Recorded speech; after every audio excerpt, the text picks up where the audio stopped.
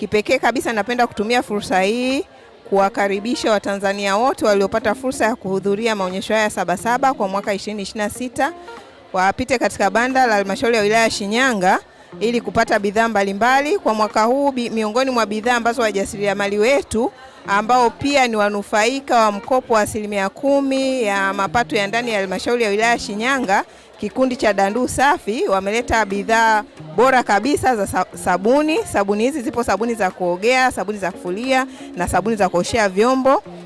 Tukaona mwaka huu 2026 na tuwajumuishe katika maonyesho ya Sabasaba ili waweze kuongeza soko lao, lakini pia nao kama wana kikundi wapate fursa ya kuona vikundi vingine kutoka mikoa mbalimbali na waone namna gani wanaweza wakajifunza kuboresha ubora wa bidhaa zao, lakini pia wapate fursa ya kujifunza mbinu mbalimbali za kibiashara.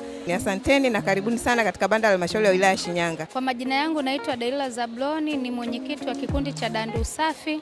Tunapenda kabisa kumshukuru Mheshimiwa Rais kwa ajili ya kutuwezesha kutupatia mkopo wa 10%.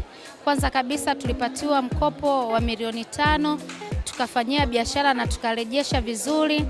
Akatuwezesha tena kutupa mkopo wa milioni 38 na mpaka sasa hivi tumeboresha biashara yetu, tunasambaza mikoani, wilayani na vijijini pia.